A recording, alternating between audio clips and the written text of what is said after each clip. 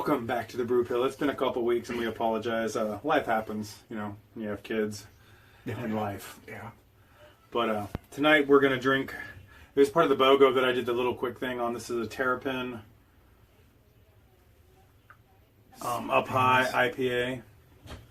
Surf, boogie, slap hands, paddle.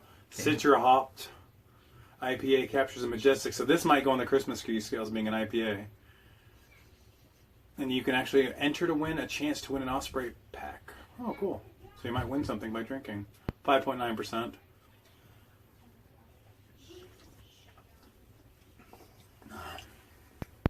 It's got some chew, a little bit. A little bit of chewable. Not much, though. It kind of goes away. You get that orange flavor. I give it a 0.5. So not even a full Christmas. Now one. We might round up to one Christmas tree, because I think we've had a 2 before. It's very mild IPA. And like I said, Terrapin is out of Athens, Georgia. But I'll throw this at Spencer, because this came up yesterday, and this has been up all over Twitter the last day or two. Martin Scorsese came out, and he said he's never watched a Marvel movie. Come over this way a little bit so people can see it. Yeah, there you go. And he compares... I think it was something similar to compares Marvel and the whole thing of the comic book, kind of like to a amusement park ride. That it's not the cinema that he likes. You know what I'm saying? And some people were up in arms about it. It's like divided in Twitter. Like people are pissed off about it. People are like, dude, he's welcome his opinion. He's one of the greatest directors ever. And I was just wondering your intake. Now, just throwing that at you. I see what you're saying. It's his opinion or whatever, but it makes me go back to what were the two movie reviewers? Roger and Ebert? Yes, Ebert or whatever. Siskel and Ebert. Siskel and Ebert. Siskel and Ebert. Ebert. I think Bless Ebert. him. The glass. Was it the glasses dude? Or was I think so. But the glasses one. Because I think Siskel was the one who passed away first. I think. So Ebert. Roger Ebert and Gene Siskel. He said that basically video games weren't an art. Yeah. And that was his whole take on it. He was like, it's not an art. Whoever works on it, it's just a bunch of garbage. And all that. It's like, really, dude? Well, I don't think he said that, though. You know what I'm saying? He compared it to I can see a comparison to an amusement park, because amusement park are fun. Well, I'm just saying, like, he did that, and that really pissed me off, because people, like, pour their hearts and souls into games. Oh, and yeah. They make them, and they're artistic. And I would say the same thing for these Marvel movies. People spend a ton of time making sure that, there was a couple, they're not as here and there, but... They're not as deep as Scorsese. No, but... They're not meant to be either, though. No. They're meant for a general audience to go and watch and enjoy. Mm-hmm. It's a summer blockbuster, is what it is, or winter, whenever they come out. But I like both. I like the Marvel. I like all his superhero movies, and I like Scorsese movies. So yeah, I can see where he his points. I mean, if he wasn't like trash talking him, if he was like, hey, it's not my thing. Yeah. Fine, I think people were up in arms because when he said he hasn't watched any of them. And that's why I think people are a little upset. Like, you couldn't even give it a try. Oh, yeah, well. I mean, if you were going to recommend, seriously, if Scorsese, like, what one Marvel movie would you say, hey, just give this one a shot? 2 come to mind. Okay. The first Captain America and the first Guardians of the Galaxy. Really? Yeah. Those are the ones you would put in your mind? Yeah. I would myself, I would say probably Black Panther. Mm-hmm. I would say Doctor Strange. And if I was going to throw my favorite, I'm just saying those are because they're odd. For Marvel movies, they're a little not stereotypical. Yeah. For all the Marvel movies, my favorite Marvel movie is Winter Soldier. It was just the intense. It was pure. It was great. It was a great story. Yeah. It was intense and well directed and well acted. We had Robert Redford in a Marvel movie. Yeah. That was, to me, it was great. That's the only drawback for me with the original Captain America was the kind of phoned in performance from Tommy Lee Jones. He does a good job, but it's kind of like he was just like, all right, Captain America. Well, he was also Two-Face, and I think he went a little over the top for that, so he might have tamed it in and be like, oh, wait. Because Tommy's great in everything, too. Yeah. So maybe he was like trying to find a fine line. Well, I wouldn't say everything.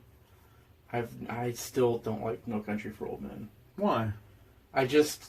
That was another one. The ending of that movie. When he's sitting there and he's describing that story or whatever, and it's like, really? The thing that got me, and we're going off of the whole topic, but that's okay because that's what the Brew Pill's about. Yeah. The thing that got me for No Country for Old Men, because it's a Cormac McCarthy movie, and he throws you those things. The thing that got me was I thought Brolin had a bigger part.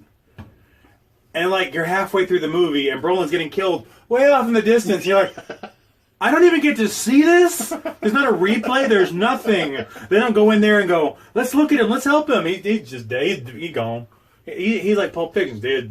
Yeah. Who's dead? Yeah. Who's dead? Dead.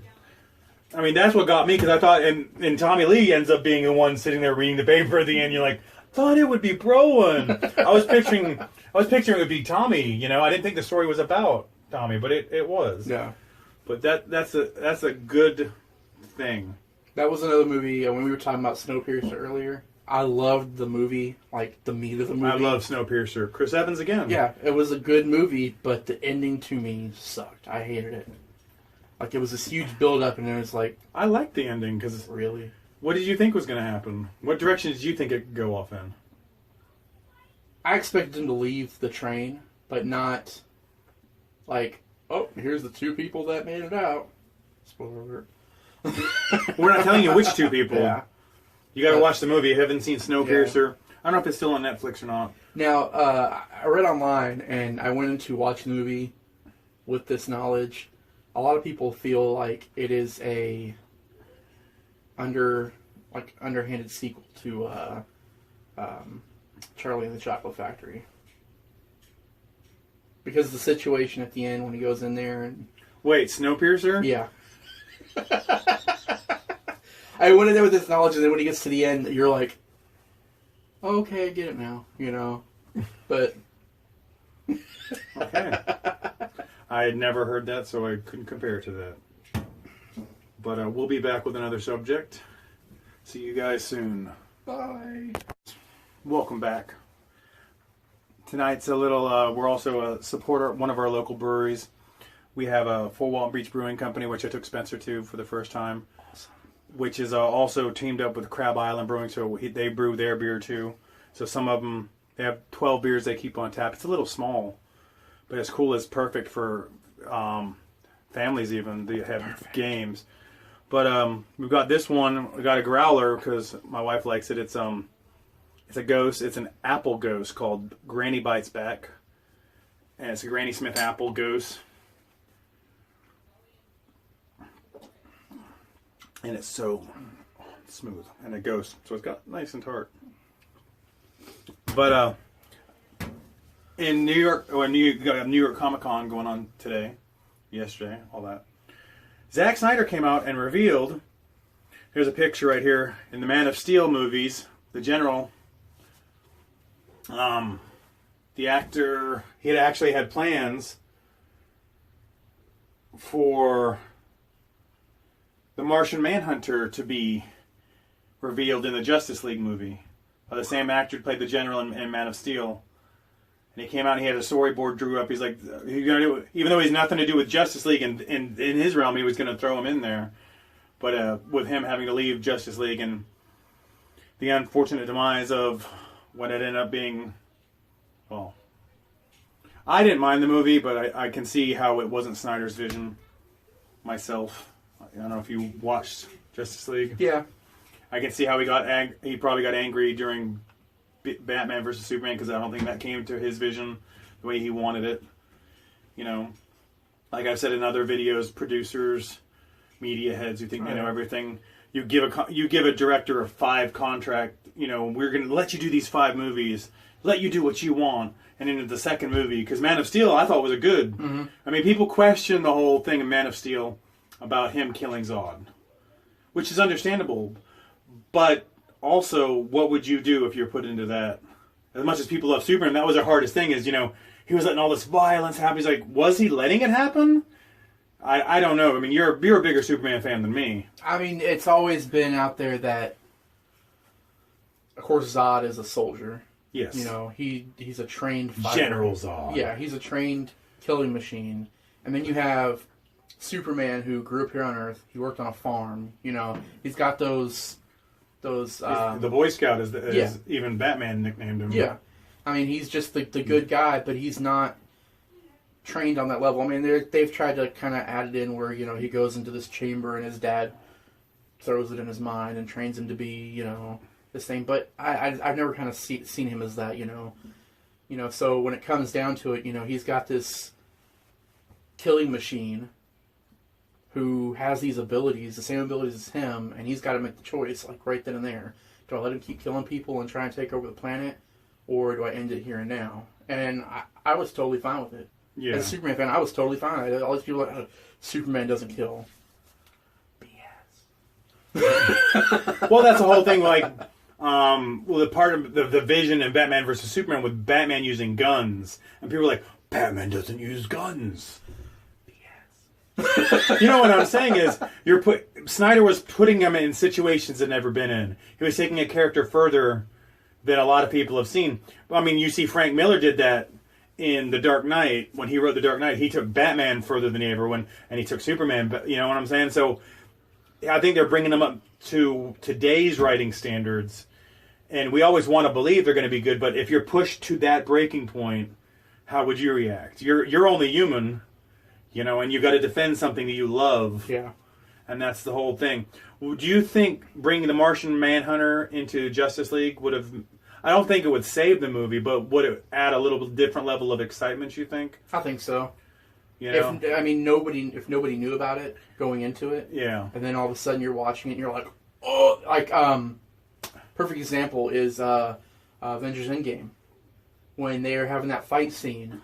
And Thanos gets the hammer to the face, and you see it get back up, and it flies back, and Captain America has that hammer. And everyone in the theater is like, what? Yeah. You were waiting on it. Yeah. So, I don't know if it had been to that level, but I think people were like, oh, they got somebody else in here, So. Yeah, a little sneak in. Yeah.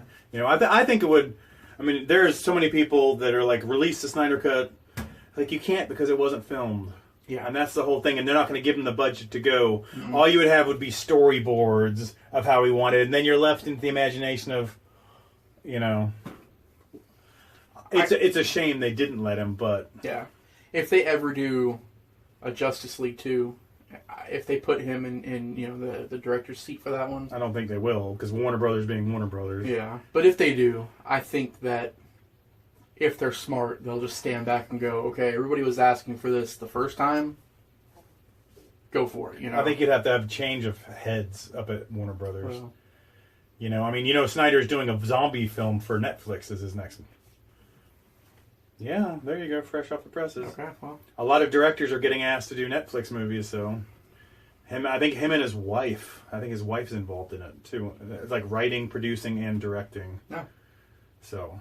Okay. And he's like, because I don't know if you've ever saw, I don't know if it was his first movie or one of his first, Dawn of the Dead. Mm-hmm.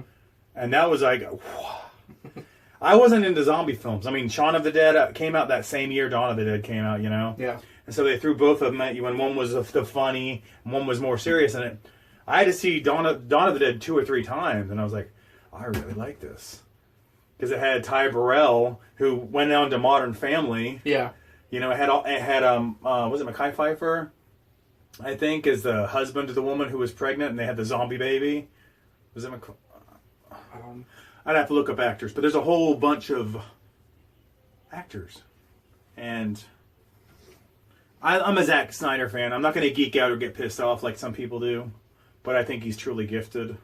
Myself, I think there's a lot of directors out there that are. But support your local breweries. For Walton Brewing, Granny Bites back. We'll see you later. See ya.